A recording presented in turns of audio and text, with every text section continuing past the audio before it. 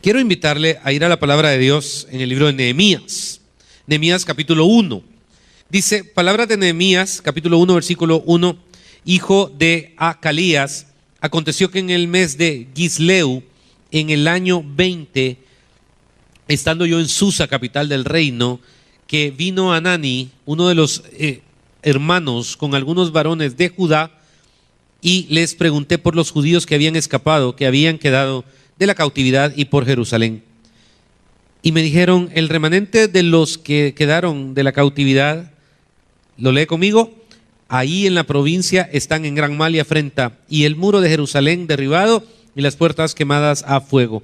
Cuando oí estas palabras me senté y oré, e hice duelo algunos días, y ayuné, y oré delante del Dios de los cielos. Y dije, te ruego, Jehová, Dios de los cielos, fuerte, grande y temible, que guarda el pacto y la misericordia de los que le aman y guardan sus mandamientos. Esté ahora atento tu oído y abiertos tus ojos para oír la oración de tu siervo que hago ahora delante de ti día y noche por los hijos de Israel, tus siervos.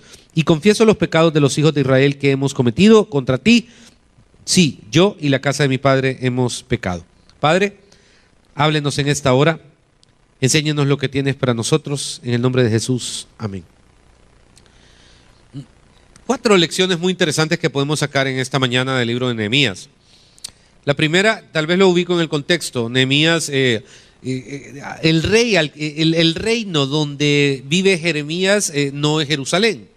Hace algunos años habían habido 2 movilizaciones que habían devastado la zona y fue destruida la ciudad. Se llevaron a toda la gente como esclava y algunos escaparon. Sin embargo, Jeremías pertenecía a esa segunda generación. La capital del mundo, por así decirlo, era Susa, la capital del mundo conocido, lo que hoy es Persia, Siria, Babilonia, se había transformado, etcétera. Y el centro de la capital era Susa, y Jerjes, o Artajerjes, como dice la Biblia, era el rey. Si usted recuerda de la película Los 300, es esa figura mítica que está expandiendo, y la batalla que tiene Leónidas con las Termópilas, etcétera. Hay un poder en el mundo, es él. Resulta de que este hombre vive al margen de lo que pasa en su ciudad de origen. Casi es como el salvadoreño que vive totalmente distante de lo que pasa en El Salvador porque vive en Suecia, para darle un ejemplo. Sin embargo, el primer elemento es entender de que uno puede irse al fin del mundo, pero si Dios quiere tratar algo con uno, lo va a tratar.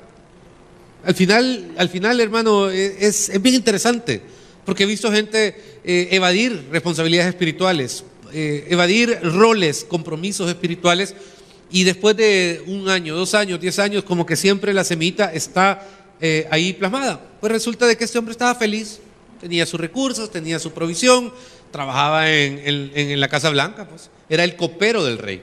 Ese es un rol bien importante. El segundo rol de más confianza, el de la reina, es un rol más que algo, la figura matrimonial de alcoba. La reina representaba también un rol en una monarquía absoluta, y por eso se casaba varias veces, porque no se podía sustentar todo el poder delimitado en una sola mujer. Aparte de eso, estaba la reina regente, que sí era la figura, pero además de ellos había uno bien importante, que era el copero.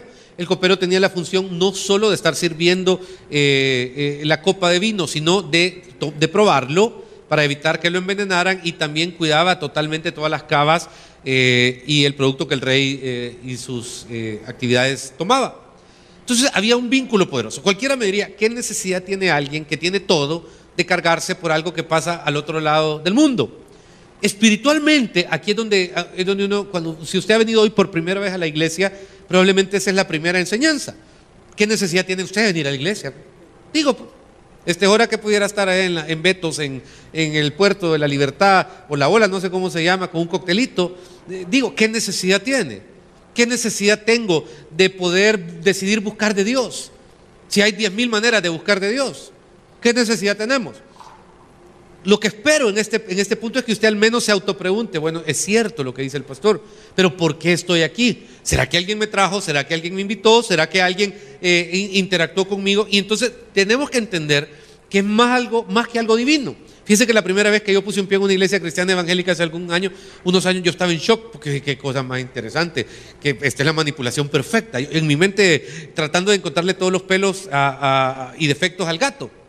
Sin embargo, un día decidí en mi corazón darme cuenta de algo, decir, Señor, si realmente eres tú, yo te pido que por favor me lo muestres. Eso fue todo. Y es como que de repente le comencé a sentir gusto a la alabanza, le comencé a sentir gusto a la administración, le comencé a sentir gusto y me di cuenta de que sí tenía necesidad. La especificidad es algo extremadamente importante en la presencia de Dios, porque aunque es un grupo grande, podemos decirlo así, al final el vínculo es personal, es propio. Nehemías, pues le dijeron, mira, ¿cómo está allá? Tal lugar, bien. Cualquiera se puede haber hecho el loco con la información a las 2 semanas. Sin embargo, aquí es donde Dios es el que pone el sentir, el querer y el hacer, porque se siente tan cargado que pasaron los días y seguía pensando en aquello. Seguía pensando en Jerusalén,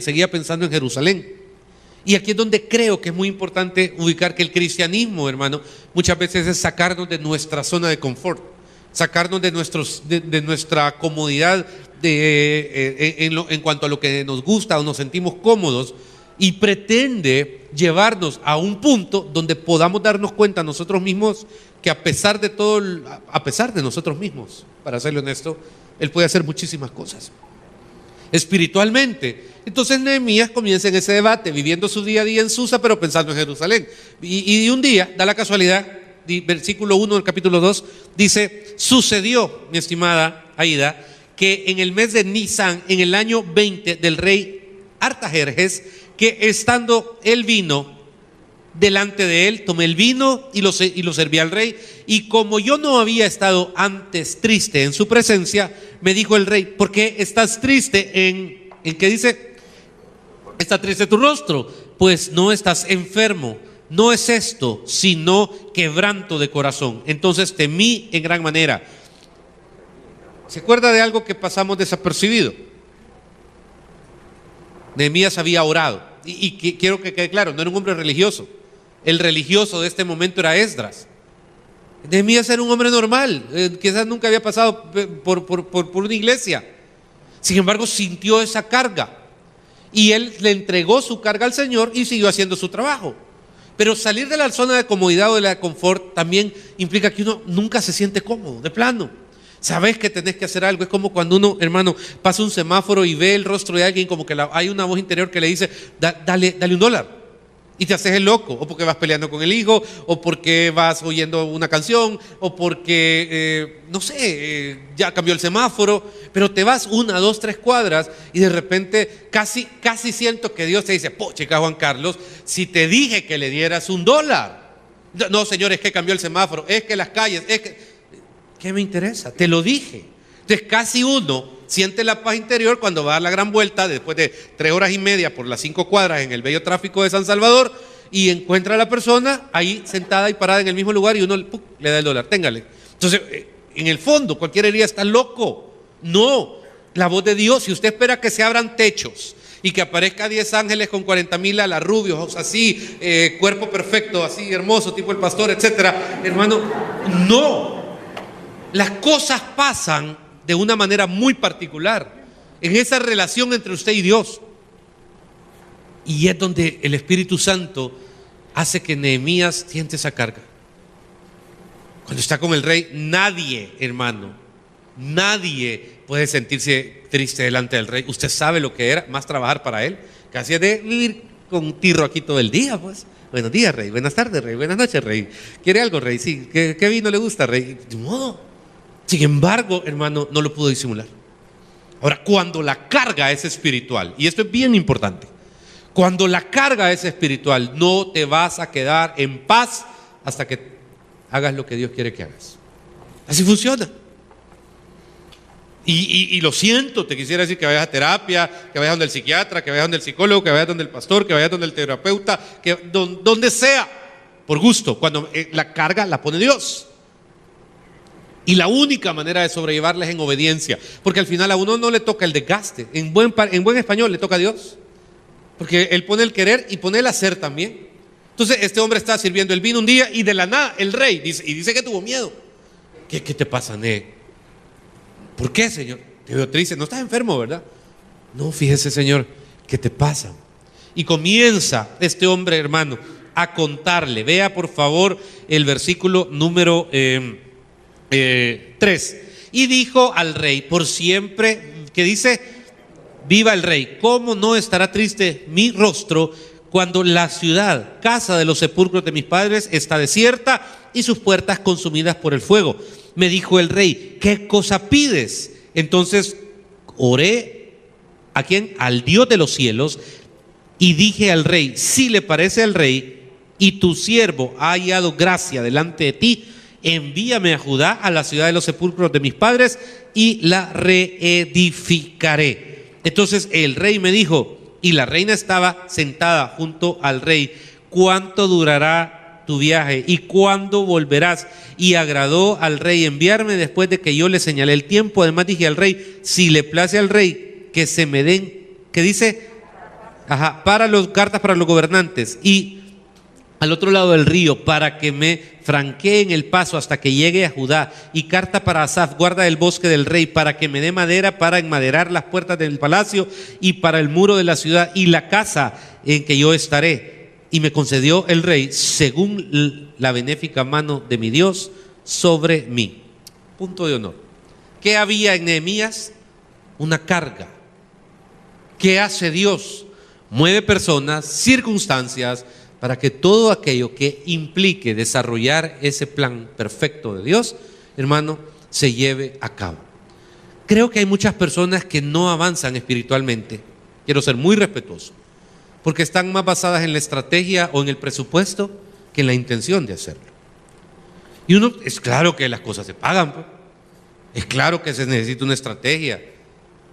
No estoy en contra de ello, pero si estamos esperando tener esa planificación de lo planificado, planificando todo, y eso es el freno de la intención, nunca lo vamos a ver el poder de Dios, porque entonces estamos dependiendo de una realidad humana. Y nada en nuestra vida, hermano, espiritualmente hablando, debe estar condicionado a eso, en absoluto. Debe ser la intención. Nehemías, ¿qué hizo? Orar. Tenía la carga, la alimentó, y llegó el momento donde el mismo rey, que pudiera ser alguien que le dijera no a su misma esposa en cualquier cosa, le dice, ¿qué querés?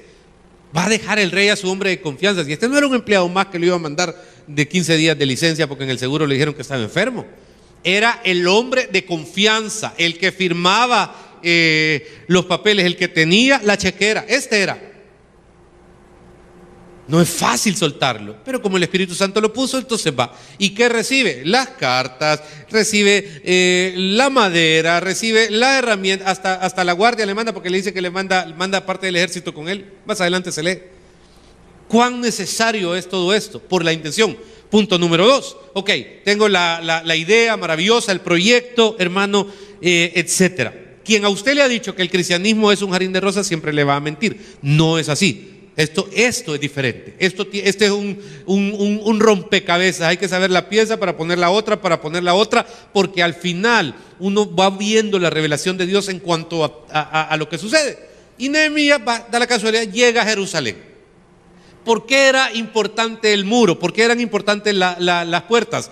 Porque para una ciudad representaba todo. Para una ciudad representa absolutamente todo, la decisión de quién entra, quién sale, etcétera. Y lo que se lucía como una ciudad era eso.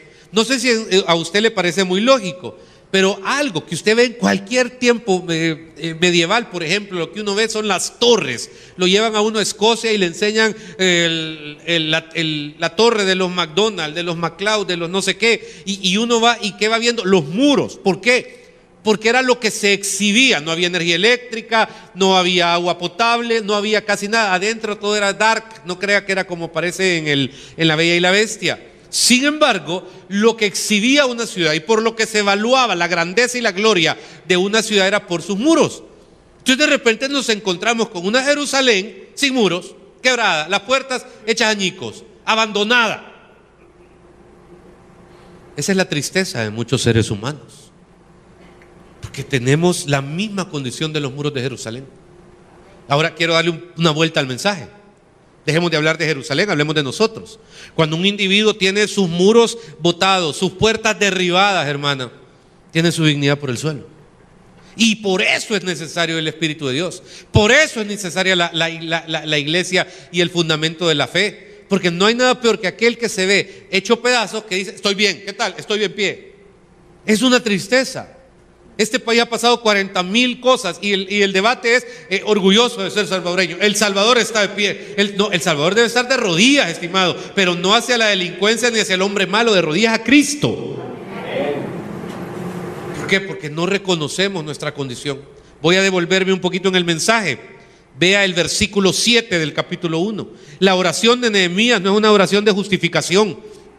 1:7, allá atrás, por favor. La oración de Nehemías dice en su oración, cuando está pidiéndole guianza a Dios: en extremo nos hemos corrompido contra ti, no hemos guardado los mandamientos, estatutos y preceptos que diste a Moisés tu siervo. ¿De quién es culpa que la ciudad esté derribada? De nosotros mismos, de los que habitaban en Jerusalén. ¿Por qué? Porque se nos olvidó quién era Dios. Se nos olvidó bendecir a Dios. Se nos olvidó amar a Dios. Amarás al Señor tu Dios sobre todas las cosas, dice el texto. Punto. Y de repente hay un choque total. Ahí está la consecuencia. Podemos cometer el error que por nuestra condición le echamos la culpa al medio mundo. Le echamos la culpa al que se deje. Pero jamás la tenemos nosotros. Hermano, Jerusalén está destruida y es necesario restaurarla. Nuestra vida puede pasar procesos donde está más derribada que a saber qué. Pero cuando venimos a Cristo, cuando venimos buscando su rostro, cuando venimos genuinamente reconociendo que hemos fallado, es el Espíritu Santo el que toma el rol de Nehemías en físico. ¿Para qué? Para decidir volver a mostrar la grandeza y la belleza de Él en ti a través de esos muros y esas puertas maravillosas. Espiritualmente es donde uno dice: qué bendición. Por eso es que hay gente que se extraña cuando la gente viene a la iglesia, porque allá afuera puede ser el choco, la pupi, no sé, los apodos que querrás. Pueden haber 1000 nombres despectivos. Pero cuando te ven en el Señor, sí, este es cristiano, sí, y este está caminando en la iglesia, sí, y es hermoso, porque de repente tal vez un rato puede ser de burla, otro de silencio, pero cuando uno permanece en Cristo, no creas, cuando tenés el valor de enfrentar a tus amigos de rondas y decirle: estoy yendo a la iglesia, van a terminar respetándote, van a terminar admirándote y van a terminar queriendo lo que tú quieres, lo que tú tienes, que es Cristo Jesús. Sobre ese punto Nehemías se vuelve eso, y entonces llega a Jerusalén. Volvamos de nuevo al contexto, y de repente se encuentra varias cosas. Dice que vaya por favor conmigo al versículo número 2 del capítulo 2, versículo 16. ¿Lo tiene? Y no sabían los oficiales a dónde yo había ido, ni qué había hecho, ni hasta entonces lo había declarado yo a los judíos y sacerdotes, de los nobles y oficiales, ni a los demás que hacían la obra. Les dije: pues vosotros veis el mal en que estamos, que Jerusalén está desierta, sus puertas consumidas por el fuego. Venid y edifiquemos el muro de Jerusalén y no estemos más en oprobio. Esta palabra es bien fuerte. ¿Qué es oprobio? Esta es una invitación del Espíritu Santo para todos, pero si alguien me quiere ayudar, ¿qué es oprobio? ¿Burla? Vergüenza, exactamente, buenísimo elemento. El llamado de Nehemías es a decirle a una ciudad: no tenés por qué estar en vergüenza, no tenés por qué estar en esa condición. ¿Por qué? Porque, hermano, no es la voluntad de Dios. Y un cristiano tiene que aprender a saber qué quiere Dios para su vida. Porque por difícil que puedan ser algunos de los tiempos que estemos viviendo, al final yo sé que la voluntad de Dios es buena, es agradable y es perfecta, y no está llena de situaciones complicadas. Puede estar atravesando el mayor problema en su vida hoy, el consejo frívolo de su pastor, porque puede parecer frívolo y no empático. Si usted permanece en el Señor, ese problema desaparece, va a salir. Sí, tiene que socar un ratito, tiene que doblar rodillas, tiene que esperar, tiene que ponerse zipper en la boca muchas veces, pero va a salir. No conozco a alguien que viva en un problema eternamente. No conozco, sí permanece. Algo pasa en el mundo espiritual, en el mundo material, pero el que permanece en el Señor, de eso se trata, hermano. Y sobre este principio Es donde viene el oprobio. No es la voluntad de Dios. Y esto lleva muy interesante a este diálogo. Mire, porque dice el versículo número 18: entonces les declaré cómo la mano de mi Dios había sido buena sobre mí, asimismo las palabras que el rey me había dicho, y dijeron: levantémonos y edifiquemos, y así esforzaron sus manos para bien. Pero cuando lo oyeron Sanbalat horonita, Tobías el siervo amonita, Gesem el árabe, hicieron escarnio de nosotros y nos despreciaron, diciendo: ¿qué es esto que hacéis vosotros? ¿Os rebeláis contra el rey? Y en respuesta les dije: el Dios de los cielos, Él nos prosperará, y nosotros sus siervos nos levantaremos y edificaremos, porque vosotros no tendréis parte, que dice, ni derecho ni memoria en Jerusalén. Deténgame ese texto ahí.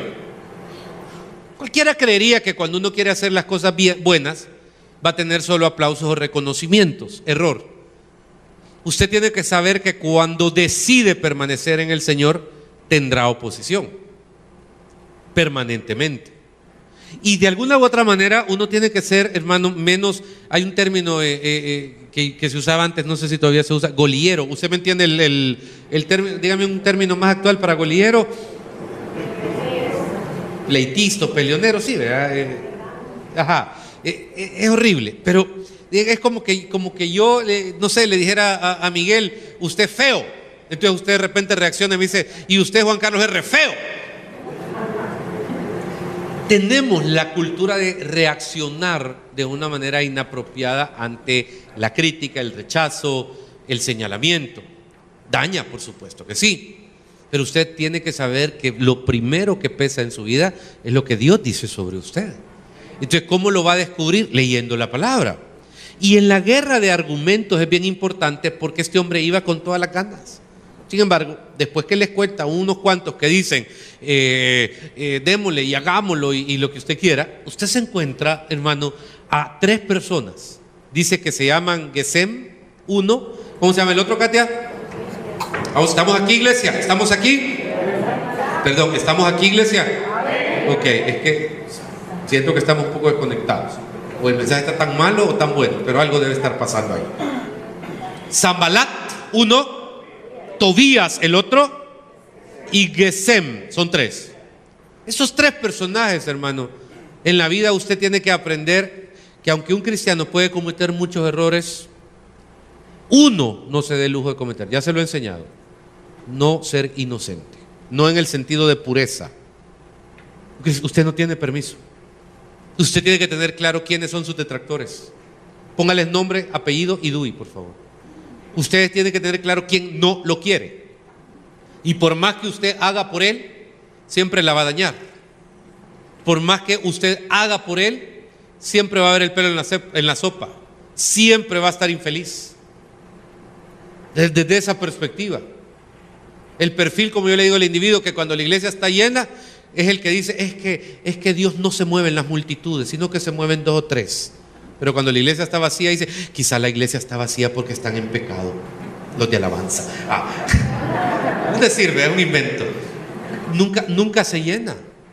¿Por qué? Porque siempre hay un sentido de insatisfacción sobre algo. Y eso es bien peligroso. Porque espiritualmente, hermano, uno tiene que ser cuidadoso de lo que sale de su boca. Y cuando venga el señalamiento, ¿cómo viene la reacción sobre el señalamiento? ¿Se acuerda de David y Goliat?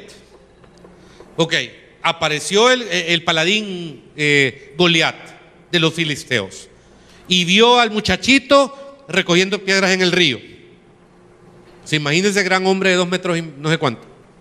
Y de repente le dice: soy yo perro, le dice. Perro es el peor insulto. El perro no tiene la función del gato, por ejemplo, en los tiempos bíblicos.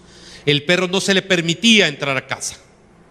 En la cultura hebrea solo se menciona cuando dice: aún los perrillos comen de las migajas, pero era una sirofenicia, no era un judío. El que tenía el derecho de entrar al hogar, el que podía compartir con la familia, era el gato. Amén.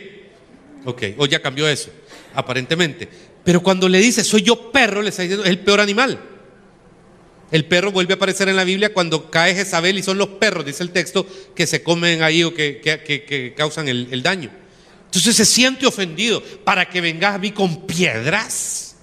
Y aparece entonces el otro David, lejos de intimidarse, comienza un argumento, una pelea de argumentos, pero no argumentos de reaccionar como podemos hacerlo en la carne, sino que le dice: yo vengo en el nombre de Jehová de los ejércitos, el Dios de los escuadrones de Israel, a quien tú has blasfemado, de quien tú has blasfemado. Así es donde se genera el duelo. Y aquí hay otro duelo bien interesante, hermano, porque estos tres personajes sustentan algo que dicen: ¿cómo es posible que estos vengan a hacer esto? Ni autorización quizás tienen del rey. Y fíjese que usted, cualquiera de nosotros que nos dice que no tenemos autorización del rey para hacer eso, inmediatamente hubiéramos sacado las cartas. Aquí está, ve, se las restriego en la cara, ve. Pero no lo hizo, la guarda. No ocupa la herramienta humana, sino que lo que ocupa es una herramienta espiritual, porque la respuesta de él es: el Dios de los cielos, él nos prosperará. Punto, argumento interesante. Hoy la palabra prosperidad da miedo, porque ahí pueden haber algunas iglesias que le dan un excesivo perspectiva a eso. Sin embargo, le voy a decir algo con mucho respeto: a mí no me ofende, porque para mí Dios en su voluntad está el prosperarnos, y se lo compruebo con la Biblia. No dice el texto, pues: amado, dice, deseo, ¿quién desea? Dios, ¿verdad?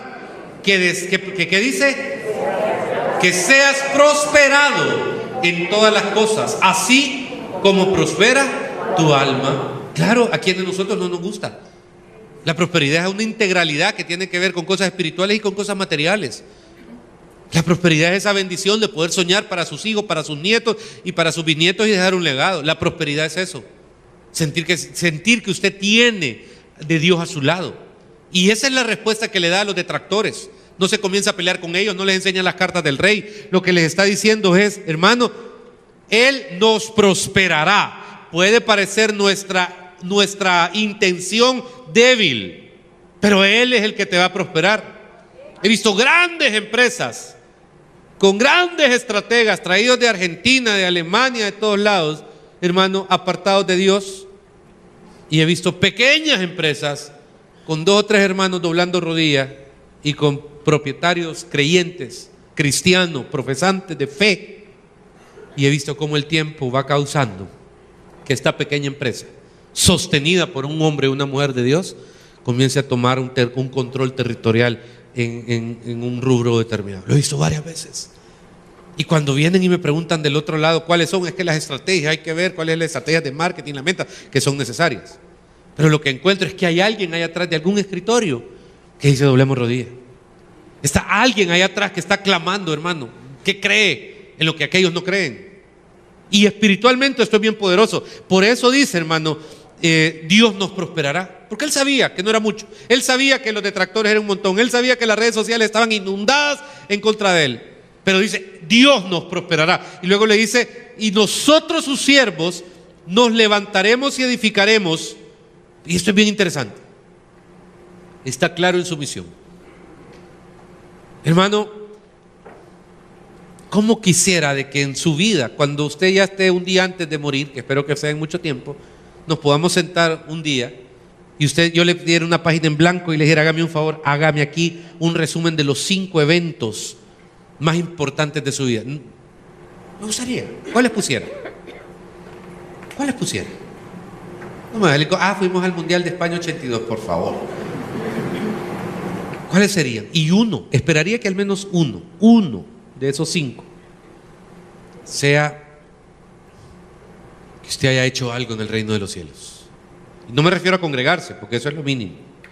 Yo me congregué 50 años. No, si esto es la oportunidad y la bendición. No, algo, una carga. Yo estuve en tal lugar e hice esto y esto y esto. Dios me permitió hacer esto. Eso, hermano, le da mucho peso a su vida, espiritualmente hablando. Entonces, cuando Él dice: y nos levantaremos y edificaremos, no me intimida los vientos. ¿Por qué? Porque Dios me prosperará. Porque yo voy a cumplir la misión.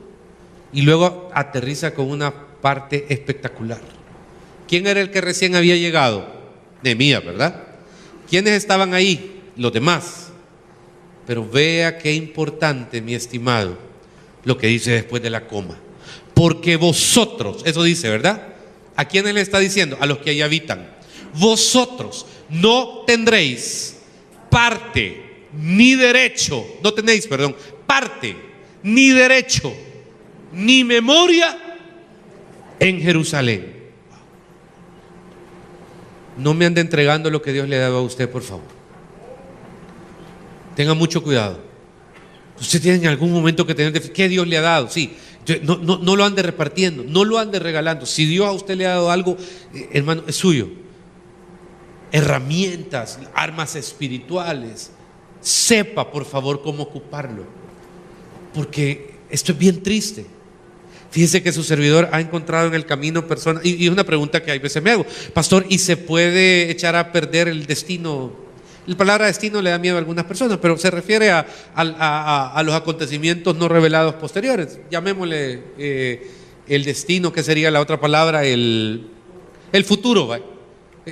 Todos tenemos incertidumbre del futuro, pero a mí me inquieta cuando sí se echa a perder, y creo que podemos echar a perder nuestro propósito. Si bien la salvación es un regalo eterno que no se pierde, y también creo yo que dice la Biblia que los dones son irrevocables y que los llamamientos, dice otra porción, son irrevocables. A mí sí me inquieta, se lo voy a contar tal vez con una ilustración un poco extraña, pero un día de estos estaba en un supermercado y me parqué y estaba esperando que saliera la señora. De repente vi a un tipo y yo dije, ¿quién es este maestro? Dije en mi mente. El pecado de uno, hermano, es que uno sigue pensando que tiene la cara de bicho, y cuando uno ve a los de su generación dice que viejos están, pero ellos también piensan lo mismo de uno cuando lo ven. Pero bueno, ¿quién es? Y en eso observé que él, al dar la vuelta, se me quedó viendo y me dice, Juan Carlos, me dijo, hola, ¿te acordás de mí? En el momento en que iba entre mí y me acordé de él. Hola, le dije, ¿qué tal? ¿Cómo estás? ¿Quién era esta persona? Mire, hermano, ¿cómo quisiera yo predicar como él? Era una persona que tenía la capacidad de decir en 10 minutos lo que uno tarda media hora en decir. Es un denuedo. Hay veces a mí me hacen preguntas, hermano, y yo me quedo en la luna. Mire, pastor, ¿qué quiere decir la profecía de Ezequiel 43:17 en cuanto a no sé quién? Y yo, pero en las noches me toca, ¿verdad? Ezequiel. Pero ese era de aquellos que no, ese tenía las respuestas perfectas, hermano. Ese le preguntaba lo que quisiera y te decía, no, en el año no sé qué, no, es que pero era así, genial. Y mi pregunta torpe, que tenía más de 2 décadas de no verlo, es, ¿y a dónde estás pastoreando? Esa es mi pregunta, porque en mi mente todo eso tenía que estar en función de un ministerio. Y la respuesta de él es, no, me retiré de las iglesias hace un tiempo y no me estoy congregando. Me provocó una tremenda tristeza, iglesia, porque me di cuenta de todo corazón, que, chica, créame, era genial. Claro, después me dio curiosidad. Saludo diplomático, salud, gusto de verte, bla, bla, bla. No estoy para juzgar eso. Pero después, investigando, platicando con alguien, me gusta el chambre, van a decir, pero me quedó. Tuvo un problema en una iglesia. De esos problemas que pasan. Que porque son novios y se pelean y entonces uno se va de la iglesia. Que porque está en un ministerio y se pelea y se retira. Y todo aquello que tenía en su destino, por no tener 2 días de madurez, 2 semanas de cordura, 2 meses de prudencia, lo echó a perder. Por eso me impresiona esto. Porque Nehemías, a pesar de sus detractores, cualquiera hubiera dicho que le estoy aguantando a estos. ¿Qué? Yo tengo allá mi casa, mi vida, todo. He venido de buena voluntad al cantón, he traído esta ayuda y lejos de darme las gracias me están reclamando. No molesten, ay, púdranse, yo me voy de regreso. Pero fíjese la respuesta espiritual, porque Nehemías entendía que era algo más espiritual que humano, Hermano, vosotros, les dice, no tenéis parte ni derecho ni memoria en Jerusalén. Y esto lleva a otra connotación, porque cuando usted, estimado, tiene el sentido de conflicto sobre las cosas espirituales, vienen otros tipos de elementos que lo quieren destruir o deshacer. Vaya por favor al capítulo 4, versículo número 2, 3, veamos, 3. Dice el texto, y ya con eso vamos a ir terminando. Y estaba junto a él Tobías el amonita, la celebridad, ¿verdad?, de la cual estábamos hablando hace un rato, el cual dijo: lo que ellos edifican del muro de piedra, eso dice, ¿verdad?, si subiere una zorra, lo derribará. Pero la respuesta de Nehemías vuelve a ser espiritual. Oye, oh Dios nuestro, que somos objeto de menosprecio, de su menosprecio, y vuelve el baldón de ellos sobre su cabeza, y entrégalos por despojo en la tierra de su cautiverio. No cubra su iniquidad, ni su pecado sea borrado delante de ti, porque se airaron contra los que edificaban. Hermano, cuando usted ya no soporte, véngase hoy. Cuando usted se sienta desanimado y no tenga ganas de nada, ni siquiera de venir a la iglesia, véngase a la iglesia. Cuando usted haya pasado un mal fin de semana que pateó 40,000 cables y se siente culpable, sucio, hipócrita, véngase a la iglesia.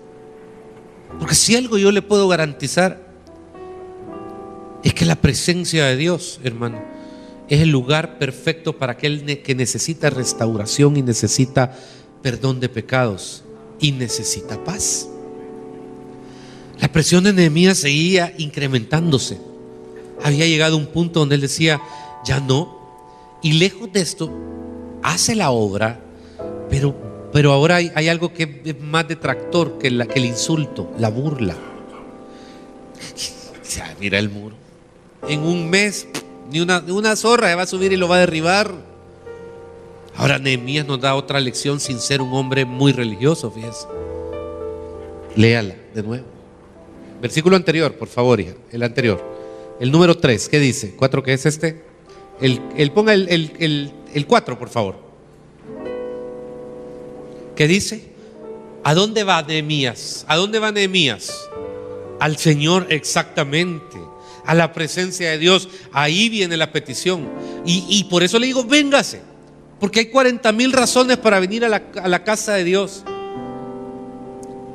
Y creo de todo corazón de que cuando uno le pone su carga al Señor, su preocupación al Señor, su misión misma al Señor, Dios obra de manera especial, hermano. Esa es la oración. Y no tenga miedo en la presencia de Dios de desahogarse. No sé si usted ha llorado, yo le llamo chillar, de aquellas gotas que son de este tamaño, como que son de vejiga, que uno cuando está cargado, cansado, ya no sabe qué puertas tocar, a dónde ir. Uno puede llorar de cólera y saca esas cosas que con 5 de esas llena el lavamanos, hermano.